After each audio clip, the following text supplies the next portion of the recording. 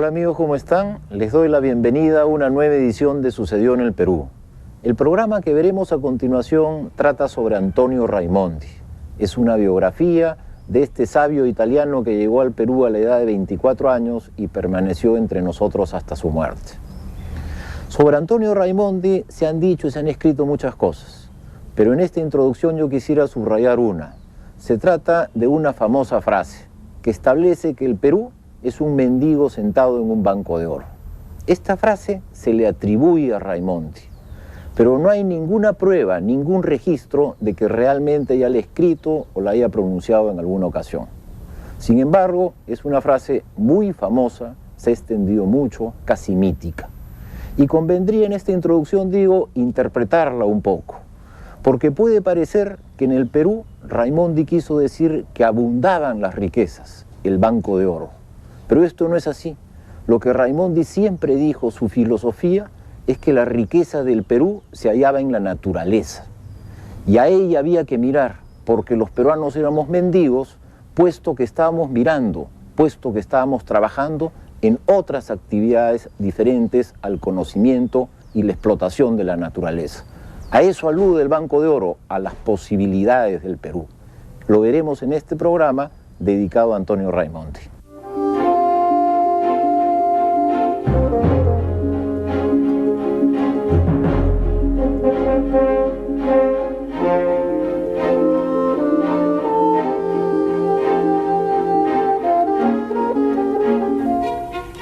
Antonio Raimondi llegó al Perú a los 24 años de edad, procedente de Milán. Era alto, medía más de 1,85 m y era bastante delgado. Considerando la talla promedio de los peruanos de aquellos, la figura de Raimondi debe haber sido muy impactante en los pueblos del Perú que visitó sin cesar. Raimondi viajó durante 20 años con un pequeño laboratorio a cuestas, deteniéndose en pueblos y haciendas, realizando cientos de experimentos y anotando sus observaciones en libretas de viaje, de las cuales se conserva una parte en el Archivo General de la Nación. Esta es una de las principales joyas que resguarda el Archivo General de la Nación. Son documentos invalorables del sabio Raimondi. Tenemos 61 libretas que son una hermosura, son libretas de campo, los cuales él transportaba y hacía a mano, como ustedes verán, y en ellas tenemos, por ejemplo, esta que es una preciosidad, donde grafica él cómo las mujeres con el torso desnudos transportaban el agua en Moyobamba. Tenemos también otra libreta donde él hace el dibujito de la planta y la describe, es decir, es documentación valiosísima para la botánica, para la historia, para la antropología, para la minería, porque acá hay un mapa en el cual él describe los yacimientos mineros por donde encontraba.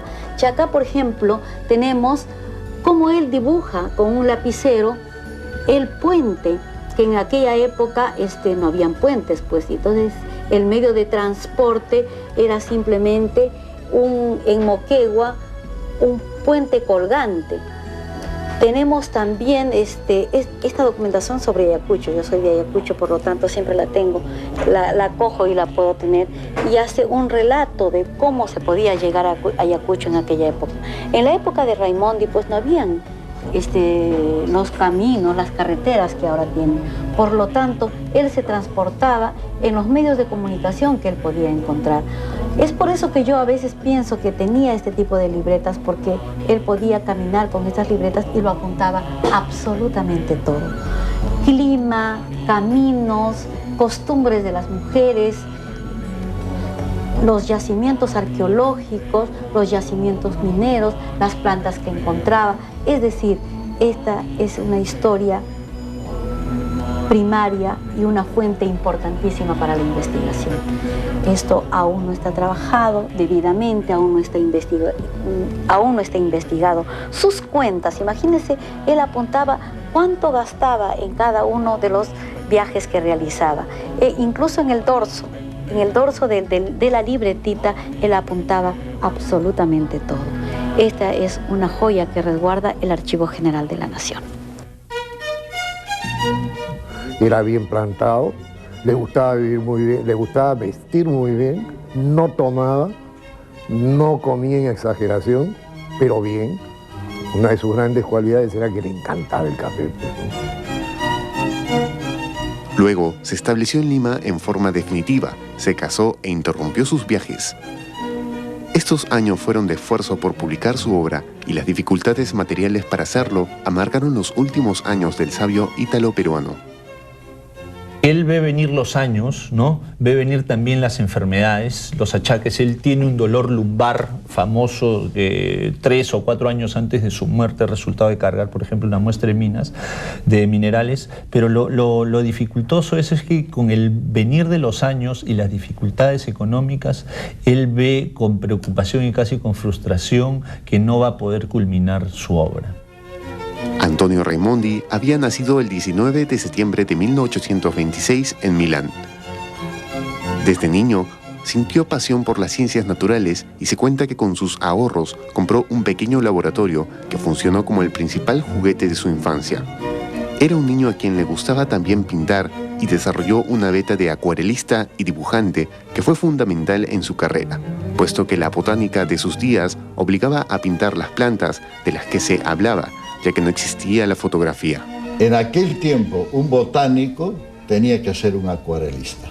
Entonces tenemos, también en otras cosas, Pancho Fierro, Rugendas, toda esta gente que venía hacía acuarelas, pero para traducir una planta, el color de la flor y todo lo demás, etc., se llevaba acuarelas y una serie de cartulinas especiales y allí en el campo se hacía el dibujo y eso era para identificar. Hoy día hacemos una buena foto de la planta y ni siquiera necesitamos colectarla, ¿no es cierto? Uno ve en sus libretas, yo he visto, he tenido las libretas originales que están en el Archivo de la Nación.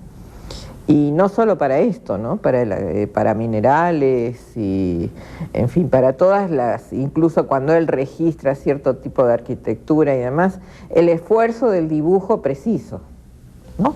Uno ve el dibujo rectificado, vale decir, la voluntad de acercarse a la fidelidad más absoluta. Y eso es lo que tienen estas acuarelas, ¿no es cierto? Que es lo que hay que ver, es esa vocación por verdad. Durante su juventud fue mostrando la planificación y el racionalismo que lo acompañó durante su vida, puesto que decidió migrar de Italia a un país donde un naturalista como él tuviera un campo inmenso de actividad. Habiendo concebido la idea, estudió cuál podría ser este país y por una serie de razones escogió el Perú. Cuando está en Italia, no se sabe si piensa venir acá, pero sí, muchos años después, cuando escribe al Perú su famosa obra, comienza a explicar el por qué no quiere ir al Brasil, el por qué no quiere ir a Argentina, el por qué no quiere ir a Bolivia, el por qué no quiere ir a Colombia y el por qué quiere ir al Perú. Y es muy fácil. Todos los países de América del Sur y todos los países del mundo en el siglo XIX habían tenido esa famosa égira de todos los naturalistas que daban vueltas por el mundo a buscar nuevos horizontes, nuevos animales, nuevas plantas, nuevos productos, nuevas minas. Siente que en el país donde más puede hacer es en el país donde nadie ha hecho absolutamente nada. Encuentra una veta y la encuentra esta veta virgen. En una carta, Raimondi sostiene que fue un cactus gigante que vio en el Jardín Botánico de Milán que lo llevó a concebir la idea del Perú como destino. Él buscaba una tierra virgen donde alguien dedicado a la ciencia encontrara un proyecto de vida. Lo sorprendente de la carrera de Raimondi es su fidelidad a sus planes juveniles, que desarrolló con gran alcance. Y cuando él empieza y dice, estuve en Milán, y en una exposición y vi un cactus traído del Perú, etc. Y yo dije, esto del Perú, yo quiero ir a ese país y explorarlo, ¿no? O sea, ahí él conoce el Perú y viene al Perú por un cactus que vio en una exposición o algo, y después cuando está de viejo da un consejo a los peruanos, y se consideraba absolutamente peruano, él nunca quiso regresar a Italia, ¿no?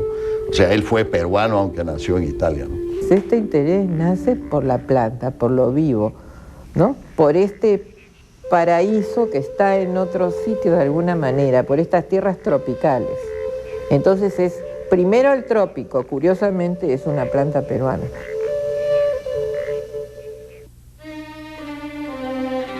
Raimondi también participó del movimiento liberal revolucionario en pro de la unificación italiana, conducido por Enrico Garibaldi.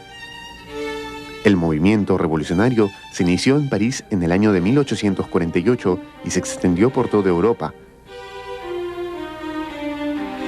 El joven Raimondi precipitó su viaje al Perú, el que había planeado realizar con anterioridad, pero para unos años después.